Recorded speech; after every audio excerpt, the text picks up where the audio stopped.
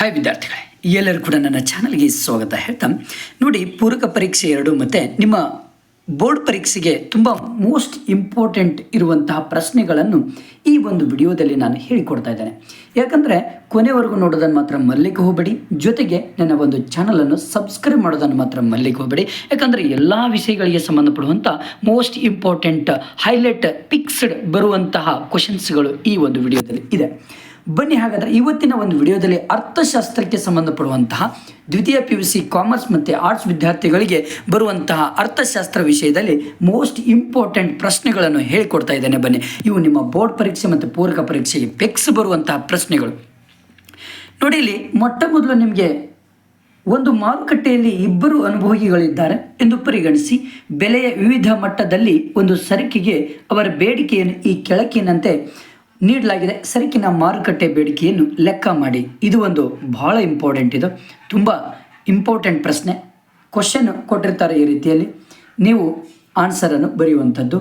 ಇದು ಒಂದು ಚಟುವಟಿಕೆ ನಿಮಗೆ ಕೊಡ್ತಾರೆ, ಬಹಳ ಇಂಪಾರ್ಟೆಂಟ್, ಇದು ನೆನ್ಪಿಟ್ಕೊಳ್ಳಿ.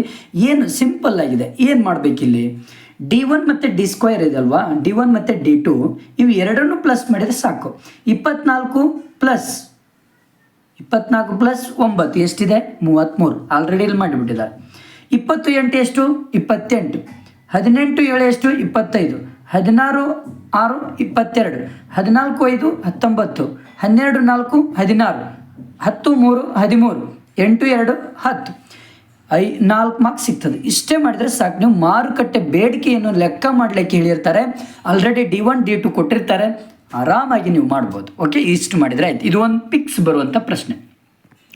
ನೆಕ್ಸ್ಟ್ ಬಂದುಬಿಟ್ಟು ಇಂಪಾರ್ಟೆಂಟ್ ಪ್ರಶ್ನೆ ಬಂದುಬಿಟ್ಟು ಇಳಿಮುಖ ಸೀಮಾಂತ ತುಷ್ಟಿಗುಣ ನಿಯಮವನ್ನು ಕೋಷ್ಟಕ ಮತ್ತು ರೇಖಾಚಿತ್ರದ ಸಹಾಯದಿಂದ ವಿವರಿಸಬೇಕಿಲ್ಲಿ. ಭಾಳ ಇಂಪಾರ್ಟೆಂಟ್ ಇದೆ. ಇಲ್ಲಿ ಟೋಟಲ್ ಯುಟಿಲಿಟಿ ಮತ್ತು ಮಾರ್ಜಿನಲ್ ಯುಟಿಲಿಟಿ ಅಂತ ಕೊಟ್ಟಿರ್ತಾರೆ, ಹೌದಾ? ಇವೆರಡರ ಮಧ್ಯದಲ್ಲಿ ನೀವೇನು ಮಾಡಬೇಕಿಲ್ಲಿ, ಇಳಿಮುಖ ಸೀಮಾಂತ ತುಷ್ಟಿಗುಣ ನಿಯಮವನ್ನು ಕೋಷ್ಟಕ ಮತ್ತು ರೇಖಾಚಿತ್ರದ ಸಹಾಯದಿಂದ ನಾವು ಈ ಒಂದು ಕೋಷ್ಟಕವನ್ನು ರಚಿಸಬೇಕು. ಅಂದರೆ ಒಂದು ಎಕ್ಸಾಂಪಲ್ ಕೊಡ್ತೇನೆ ನಿಮಗೆ. ಒಂದು ಮಾವಿನ ಹಣ್ಣನ್ನು ತಿಂದಾಗ ಒಬ್ಬ ಮನುಷ್ಯ ಮೊಟ್ಟ ಮೊದಲು ಅವನ ಮುಂದೆ ಮಾವಿನ ಹಣ್ಣು ಇಟ್ಟ ತಕ್ಷಣವೇ, ಒಂದು ಮಾವಿನ ಹಣ್ಣು ತಿಂದ ತಕ್ಷಣವೇ ಅವನಿಗೆ ತನ್ನಲ್ಲಿರುವಂಥ ಒಂದು ಆ ಮಾವಿನ ಹಣ್ಣಿನಲ್ಲಿರುವಂಥ ತುಷ್ಟಿಗುಣ, ತುಂಬ ತುಷ್ಟಿಗುಣ ಇರುವ ಎಲ್ಲ ಒಂದು ತುಷ್ಟಿಗುಣವನ್ನು ಅನುಭವಿಸ್ತಾನೆ. ಅದೇ ಒಂದು ಹಣ್ಣು ತಿಂದ ಮೇಲೆ 12ರಷ್ಟಾದಂಥ ತುಷ್ಟಿಗುಣ ಜೊತೆಗೆ ಅವನಿಗೆ ನಿಧಾನವಾಗಿ 2ನೇ ಮಾವಿನ ಹಣ್ಣು ತಿಂದಾಗ ಅವನಿಗೆ 6ರಷ್ಟು ತುಷ್ಟಿಗುಣ ಆಗ್ತದೆ. ನೆಕ್ಸ್ಟು 3 ತಿಂದಾಗ 4ರಷ್ಟು, ಆಮೇಲೆ 4 ತಿಂದಾಗ 2ರಷ್ಟು, 5 ತಿಂದಾಗ 0, 6 ತಿಂದಾಗ ಮತ್ತೆ ಆ ಒಂದು ಮಾವಿನ ಹಣ್ಣಿನ ಮೇಲೆ ಇರುವಂಥ ವ್ಯಾಮೋಹ ಏನಾಗಿಬಿಡ್ತದೆ ಅಂದರೆ ಕಡಿಮೆ ಆಗಿಬಿಡ್ತದೆ. ಈ ಒಂದು ಉದಾಹರಣೆಯನ್ನು ಇಟ್ಕೊಂಡು ಇಳಿಮುಖ ಸೀಮಾಂತ ತುಷ್ಟಿಗುಣ ನಿಯಮವನ್ನು ನಾವು ರಚಿಸಬೇಕು. ಇಲ್ಲಿ ಟೋಟಲ್ ಯುಟಿಲಿಟಿ ಮತ್ತು ಮಾರ್ಜಿನಲ್ ಯುಟಿಲಿಟಿ ಕೊಟ್ಟಿರ್ತಾರೆ. ಈ ಪ್ರಕಾರ ನಾವು ಇಳಿಮುಖ ಸೀಮಾಂತ ತುಷ್ಟಿಗುಣ ರಚಿಸಿ. ಓಕೆ, ಈ ರೀತಿ ಬರಬೇಕು. ಅದು ನೆಕ್ಸ್ಟ್ ಬಂದುಬಿಟ್ಟು ಇದು ಭಾಳ ಇಂಪಾರ್ಟೆಂಟ್. 5-6 ಅಂಕಗಳಿಗೆ ಇದು ತುಂಬ ಇಂಪಾರ್ಟೆಂಟ್ ಪ್ರಶ್ನೆ. ನೆಕ್ಸ್ಟ್ ಬಂದುಬಿಟ್ಟು it is also very important question. ಔದಾಸೀನ್ಯ ವಕ್ರರೇಖೆಯ ಲಕ್ಷಣಗಳನ್ನು ರೇಖಾಚಿತ್ರಗಳೊಂದಿಗೆ ಸ್ಪಷ್ಟಪಡಿಸಬೇಕು ನಾವು. ನೋಡಿ, ಮೊಟ್ಟ ಮೊದಲು ಇಲ್ಲಿ 3 ಒಂದು ಔದಾಸೀನ್ಯ ವಕ್ರರೇಖೆಯ ಲಕ್ಷಣಗಳು ಬರ್ತದೆ. ಈ ರೀತಿ ನೀವು ಡೈಗ್ರಾಮ್ ತೆಗೆದು ಅದಕ್ಕೆ ನೀವೇನು ಮಾಡಬೇಕು, ಇಷ್ಟು ವಿವರಿಸ್ಬಿಟ್ರೆ, ವಿವರಣೆ ಕೊಟ್ಬಿಟ್ರೆ ಆರಾಮಾಗಿ ನಿಮಗೆ 6 ಅಂಕಗಳನ್ನು ಆರಾಮಾಗಿ ತೆಗೆದುಕೊಳ್ಬೋದು. ಇದು ಒಂದು ಫಸ್ಟ್ ಒನ್ ಔದಾಸೀನ್ಯ ವಕ್ರರೇಖೆ ಎಡದಿಂದ ಬಲಕ್ಕೆ ಇಳಿಮುಖವಾದರೆ ಇಲ್ಲಿ ಹೆಚ್ಚಿನ ಮಟ್ಟದ ತುಷ್ಟಿಗುಣ ನೀಡುತ್ತದೆ. ಅದು 2ನೇದು ಲಕ್ಷಣ ಯಾವುದು? ಎತ್ತರದ ಔದಾಸೀನ್ಯ ವಕ್ರರೇಖೆಯು ಹೆಚ್ಚಿನ ಮಟ್ಟದ ತುಷ್ಟಿಗುಣವನ್ನು ನೀಡುತ್ತದೆ.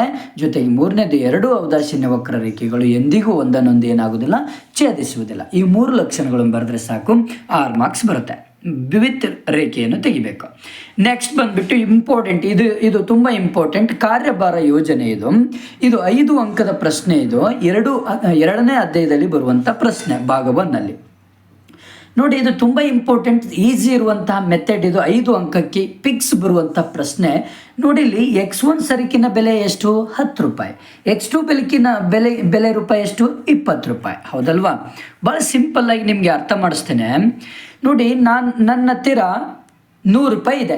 ನನ್ನ ಹತ್ತಿರ 100 ರೂಪಾಯಿ ಇದ್ದಾಗ ನನಗೆ ಆ್ಯಪಲ್ ಅಂದರೆ ತುಂಬ ಇಷ್ಟ. ಹಾಗಾದರೆ 100 ರೂಪಾಯಿ ನನ್ನ ಹತ್ತಿರ ಇದೆ. ನಾನು X1 ಸರಕಿನ ಸೇಬುಗಳನ್ನು ಎಷ್ಟು ತೆಗೆದುಕೊಳ್ಬೋದು? 100 ರೂಪಾಯಿದಲ್ಲಿ ಎಷ್ಟು ಸೇಬುಗಳು ಬರ್ತದೆ? 10 ಬರ್ತದೆ, ಹೌದಲ್ವಾ? ಹಾಗಾದರೆ ನನಗೆ ಮಾವಿನ ಹಣ್ಣನ್ನು ಕೂಡ ತುಂಬ ಇಷ್ಟ. ಹಾಗಾದರೆ 100 ರೂಪಾಯಿದಲ್ಲಿ ನಾನು ಮಾವಿನ ಹಣ್ಣನ್ನು ಎಷ್ಟು ತಗೊಳ್ಬೋದು? ಒಂದು ಮಾವಿನ ಹಣ್ಣಿಗೆ 20 ರೂಪಾಯಿ ಇದೆ. ಆ 20 ರೂಪಾಯಿ ಒಂದು ಮಾವಿನ ಹಣ್ಣಿನ ಒಂದು ರೂಪಾಯಿ 20 ರೂಪಾಯಿ ಆದರೆ 100 ರೂಪಾಯಿದಲ್ಲಿ ಎಷ್ಟು ಬರ್ತದೆ? ಹೌದಲ್ವಾ? 100 ಡಿವೈಡೆಡ್ ಬೈ 20 ಮಾಡಿದರೆ ಅಲ್ಲಿ ಎಷ್ಟು ಬರ್ತದೆ? 5 ಬರ್ತದೆ. ಹಾಗಾದರೆ 5 x2 5 ಬಂದರೆ x1 10 ಬರ್ತದೆ. ಈ ರೀತಿ ಮಾಡಬೇಕು ನೀವು, ಓಕೆನಾ? ಬಜೆಟ್ ರೇಖೆ ಇಳಿಜಾರು ಕೆಳಮುಖ ಅಥವಾ ಮೇಲ್ಮುಖವಾಗಿರುತ್ತದೆ. ಯಾವಾಗಲೂ ಅದು ಇಳಿಜಾರು ಕೆಳಮುಖವಾಗಿರ್ತದೆ, ನೆನ್ಪಿಟ್ಕೊಳ್ರಿ. ಇದು ತುಂಬ ಇಂಪಾರ್ಟೆಂಟ್ ಇದೆ. ಇಲ್ಲೇ ಆನ್ಸರ್ ಇದೆ, ಸರಿಯಾಗಿ ನೀವು ಸ್ಟಡಿ ಮಾಡಿ. ನೆಕ್ಸ್ಟ್ ಬಂದುಬಿಟ್ಟು ಭಾಳ ಇಂಪಾರ್ಟೆಂಟ್ ಇದು ಕೂಡ 6 ಅಂಕಕ್ಕೆ ಕೇಳ್ತಾರೆ ನಿಮಗೆ. ಒಂದು ಉದ್ಯಮ ಘಟಕದ SMC ವಿವರ ಪಟ್ಟಿಯನ್ನು ಈ ಕೆಳಗಿನ ಕೋಷ್ಟಕದಲ್ಲಿ ನೀಡಲಾಗಿದೆ. TFC ರೂಪಾಯಿ 100 ರೂಪಾಯಿ ಇದ್ದಾಗ ಉದ್ಯಮ ಘಟಕದ TVC, TC, AVC ಮತ್ತು SICಗಳ ವಿವರ ಪಟ್ಟಿಯನ್ನು ನಾವೇನು ಮಾಡಬೇಕು? ಕಂಡು ಹಿಡಿಬೇಕು. ಇದು ಒಂದು ತುಂಬ ಇಂಪಾರ್ಟೆಂಟ್. ಇದನ್ನು ಕೂಡ ಆರಾಮಾಗಿ ಮಾಡಿ. ಇದಕ್ಕೆ ಬೇಕು ಅಂದರೆ ನಿಮಗೆ ಸೂತ್ರ ಇಂಪಾರ್ಟೆಂಟ್. ಸೂತ್ರ ಇದೆ ಇಲ್ಲಿ ನೋಡಿ. TVC ಕಂಡುಹಿಡಬೇಕು ಅಂದರೆ ಸಿಗ್ಮಾ SMC ಮಾಡಬೇಕು. ಸಿಗ್ಮಾ ಚಿಹ್ನೆ ಅದರ ಅರ್ಥ ಏನು ಅಂದರೆ ಪ್ಲಸ್ ಮಾಡಬೇಕು. ಈ SMCಗಳನ್ನು ಪ್ಲಸ್ ಮಾಡಿದಾಗ ನಮಗೆ TVC ಸಿಗುತ್ತೆ. TC ಸಿಗಬೇಕು ಅಂದರೆ TFC ಪ್ಲಸ್ TVCಗಳನ್ನು ಪ್ಲಸ್ ಮಾಡಿದಾಗ ಈ ನಮಗೆ TVC ಸಿಗುತ್ತೆ. AVC ಕಂಡುಹಿಡಬೇಕು ಅಂದರೆ ಈ TVC ಮತ್ತು ಡಿವೈಡೆಡ್ ಬೈ Q ಇವುಗಳನ್ನು ಏನು ಮಾಡಬೇಕು? ನಾವು ಡಿವೈಡೆಡ್ ಮಾಡಿದಾಗ ನಮಗೇನು ಸಿಗುತ್ತೆ? AVC ಸಿಗುತ್ತೆ. SIC ಸಿಗಬೇಕು ಅಂದರೆ TC ಡಿವೈಡ್ ಬೈ Q. ಇಷ್ಟು ಮಾಡಿದರೆ ನಿಮಗೆ 6 ಅಂಕಗಳು ಸಿಗ್ತದೆ. ನೆಕ್ಸ್ಟು ಕಾರ್ಯಭಾರ ಮತ್ತು ನಿಯೋಜನೆ. ಇದೊಂದು ಮೋಸ್ಟ್ ಇಂಪಾರ್ಟೆಂಟ್. ನಿಮಗೆ ಬರೋದು 2 ಕಾರ್ಯಭಾರ, ಅದು ಒಂದು ಮತ್ತು ಇದು ಒಂದು. ನೋಡಿ, TPL ಮತ್ತು MPL, APL ಇದೊಂದು ತುಂಬ ಬರುತ್ತೆ ಕಾರ್ಯಭಾರ. ಇನ್ನೊಂದಿದೆ 3ರಲ್ಲಿ 2 ಫಿಕ್ಸ್ ಬರುತ್ತೆ, ಓಕೆನಾ? ಇದನ್ನು ಮಾಡ್ಕೊಳ್ಳಿ, ತುಂಬ ಈಸಿ ಇದೆ. ಕಾಣೆಯಾದ ಕೋಷ್ಟಕಗಳನ್ನು ನೀವು ಕಂಡುಹಿಡಿಯುವಂಥದ್ದು. ನೆಕ್ಸ್ಟ್ ಇದೊಂದು ಕಾರ್ಯಭಾರ ನಿಯೋಜನೆ QD ಮತ್ತು QS. ಇದು ಕೂಡ ತುಂಬ ಇಂಪಾರ್ಟೆಂಟ್. ಮೊನ್ನೆ ಅದು ಬಂದಿದೆ. ಇದು ಕೂಡ ಯಾವುದು ಮಿಸ್ ಮಾಡಲಿಕ್ಕೆ ಹೋಗಬೇಡಿ. ಇದೊಂದು ಚೆನ್ನಾಗಿ ಇದು ಮಾಡ್ಕೊಳ್ಳಿ, ಭಾಳ ಈಸಿ ಇದೆ, ಏನು ತೊಂದರೆ ಇಲ್ಲ. QD ಮತ್ತು QS ರೇಖೆ ಹಾಕುವಂಥದ್ದು ಅಷ್ಟೇ, ಓಕೆ? ನೆಕ್ಸ್ಟ್ ಬಂದುಬಿಟ್ಟು ಇಲ್ಲಿ ನಿರ್ದಿಷ್ಟ ವರ್ಷದಲ್ಲಿ ಮಾರುಕಟ್ಟೆ ಬೆಲೆಗಳಲ್ಲಿ ಇದು 6 ಅಂಕಗಳಿಗೆ ಫಿಕ್ಸ್ ಬರುವಂಥದ್ದು.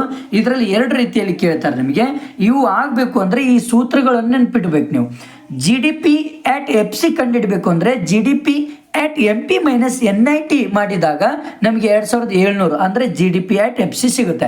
ಎಲ್ಲವೂ ಕೂಡ ಸೂತ್ರಗಳು ಇದ್ದಾವೆ. ಈ ಸೂತ್ರಗಳನ್ನು ಬೈಪೆಟ್ ಹಾಕಿದರೆ ಸಾಕು, ನಿಮಗೆ 6 ಮಾರ್ಕ್ಸ್ ಫಿಕ್ಸ್ ಅಂತಲೇ ಹೇಳ್ಬೋದು.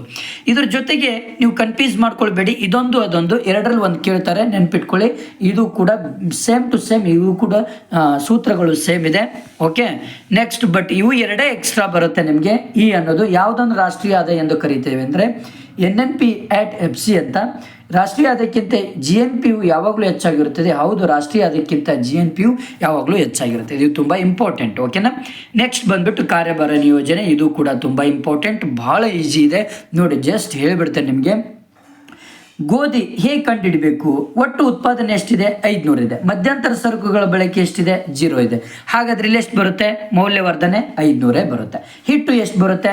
ಇಲ್ಲಿ ಮಧ್ಯಂತರ ಸರಕು 500 ರೂಪಾಯಿ, ಮೌಲ್ಯವರ್ಧನೆ 300. ಇವು 2ನ್ನು ಪ್ಲಸ್ ಮಾಡಿದರೆ ನಮಗೇನು ಸಿಗುತ್ತೆ? ಹಿಟ್ಟು. ಒಟ್ಟು ಉತ್ಪಾದನೆ 800 ಸಿಗುತ್ತೆ, ಓಕೆನಾ? ನೆಕ್ಸ್ಟ್ ಬಂದುಬಿಟ್ಟು ಬ್ರೆಡ್ 1100 ರೂಪಾಯಿ ಇದೆ. ಮಧ್ಯಂತರ ಸರಕು ಖರ್ಚೆ ಮಾಡಿಲ್ಲ. ಇಲ್ಲಿ ಮೌಲ್ಯವರ್ಧನೆ 300 ಇದೆ. ಹಾಗಾದರೆ ನಾವೇನು ಮಾಡಬೇಕು ಇವಾಗ? ಹಾಗಾದರೆ 1100 ರೂಪಾಯಿದಲ್ಲಿ 300 ಕಳೆದ್ರೆ ಅದು ಮಧ್ಯಂತರ ಸರಕುಗಳ ಬಳಕೆ ಇಲ್ಲಿ ನಮಗೆ ಸಿಗುತ್ತೆ 800. ನೆಕ್ಸ್ಟ್ ಬಂದುಬಿಟ್ಟು ಇಲ್ಲಿ 1100 ಮಧ್ಯಂತರ ಬಳಕೆ ಇದೆ, ಮೌಲ್ಯವರ್ಧನೆ 200 ಇದೆ ಚಿಲ್ಲರೆ ಅಂಗಡಿದು. ಇವೆರಡೂ ಕೂಡಿಸಿದರೆ 1300 ಬಂದ್ಬಿಡ್ತದೆ.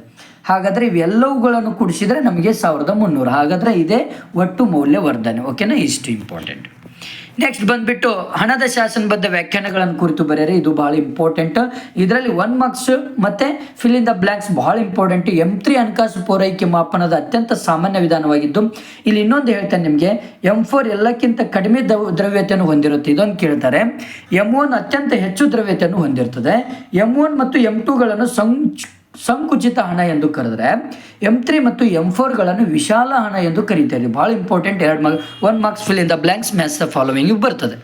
ಇವೆರಡು ಎಲ್ಲವೂ ಕೂಡ ಬರೆದ್ರೆ 4 ಮಾರ್ಕ್ಸ್ ಬರುತ್ತೆ. ನೆಕ್ಸ್ಟ್ ಭಾರತದ ರಿಸರ್ವ್ ಬ್ಯಾಂಕಿನ ಕಾರ್ಯಗಳನ್ನು ಸಂಕ್ಷಿಪ್ತವಾಗಿ ವಿವರಿಸ್ರಿ. ಇದೊಂದು ತುಂಬ ಇಂಪಾರ್ಟೆಂಟ್, ಇದೊಂದು ಬರುತ್ತೆ. ವಾಣಿಜ್ಯ ಬ್ಯಾಂಕುಗಳ ಕಾರ್ಯಗಳನ್ನು ಇದೊಂದು ಓದ್ಕೊಳ್ಳಿ, ಪಿಕ್ಸ್ ಬರುವಂಥದ್ದು. ಇದರಲ್ಲಿ ಹೇಳಿದಂಥ ಯಾವುದನ್ನು ಕೂಡ ನೀವು ನೆಗ್ಲೆಕ್ಟ್ ಮಾಡಿ ನಿಮ್ಮ ಫ್ರೆಂಡ್ಸಿಗೆ ಶೇರ್ ಮಾಡಿ, ಹಾಗೆ ನನ್ನ ಚಾನಲನ್ನು ಸಬ್ಸ್ಕ್ರೈಬ್ ಮಾಡಿ. ಓಕೆ, ಚಾಲ್ತಿ ಖಾತೆ ಒಂದು ಬರ್ತದೆ, ಇದೊಂದು ಇದು ಮಾಡ್ಕೊಳ್ಳಿ. ಬಂಡವಾಳ ಖಾತೆ ಒಂದು ಬರ್ತದೆ.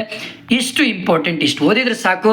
ಆರಾಮಾಗಿ ನೀವು ಅಬೌವ್ 60 ಮಾರ್ಕ್ಸ್ ನೀವು ಏನೂ ಇಲ್ಲಾರ್ದೆ ಆರಾಮಾಗಿ ಇಷ್ಟೇ ಸ್ಟಡಿ ಮಾಡಿದರೆ ಅಬೌವ್ 60 ಮಾರ್ಕ್ಸ್.